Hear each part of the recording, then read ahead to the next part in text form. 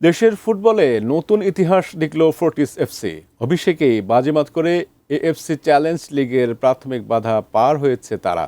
মঙ্গলবার ঘরের মাঠে মোহাম্মদ ইব্রাহিমের একমাত্র গোলে কিরগিজস্তানের ক্লাব মুরাস ইউনাইটেডকে হারিয়ে গ্রুপ পর্ব নিশ্চিত করেছে ক্লাবটি।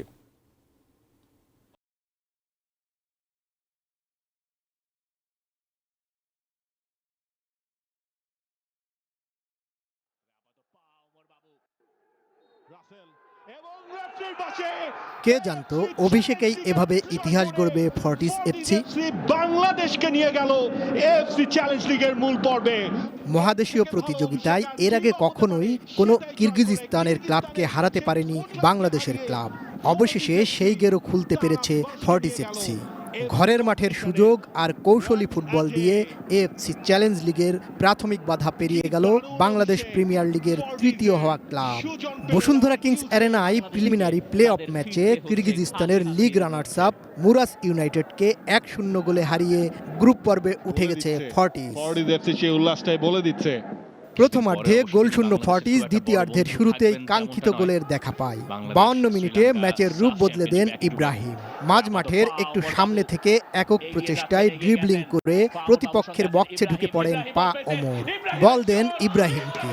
এরপর বক্সের ওপর থেকে সোজাসুজি জোরালো গড়ানো শটে বল জালে জড়িয়ে পুরো স্টেডিয়াম কাঁপিয়ে তোলেন। ম্যাচের 74 মিনিটে মরসাদের শট বক্সে নেপালের মিডফিল্ডার আরিক বিস্তার হাতে লাগলে বাহরানের রেফারি পেনাল্টির বাঁশি বাজান। তবে ভাগ্য সহায় ছিল ফর্টিসের। মুরাসের মিডফিল্ডার শিমো মুরার নেওয়া শট সাইড পোস্টে লাগলে বেঁচে যায় স্বাগতিকেরা। বাকি সময়ে কোনো দলই চেষ্টা করেও গোলের দেখা পায়নি।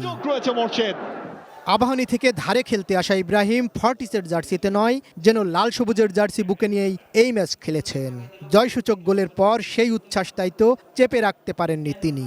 আমার জন্য বাংলাদেশের হয়ে খেলা, এখানে আমাদের জার্সিতে বাংলাদেশের একটা ফ্ল্যাগ ছিল, ওইটার জন্যই খেলা। এখানে ফোর্টিস আবাহনী না, ইন্টারন্যাশনাল ম্যাচ মানে সবগুলো বাংলাদেশের ম্যাচ। পুরো ম্যাচে নিজের কৃতিত্বের চেয়ে ফুটবলারদেরই এগিয়ে রাখলেন কোচ মাসুদ পারভেজ কায়সার।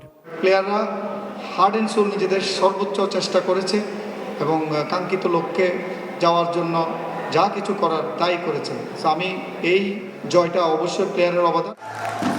ফর্টিস এফসির ম্যাচ মাঠে বসে উপভোগ করেছেন জাতীয় দলের ফুটবলার শেখ মুরসালিন।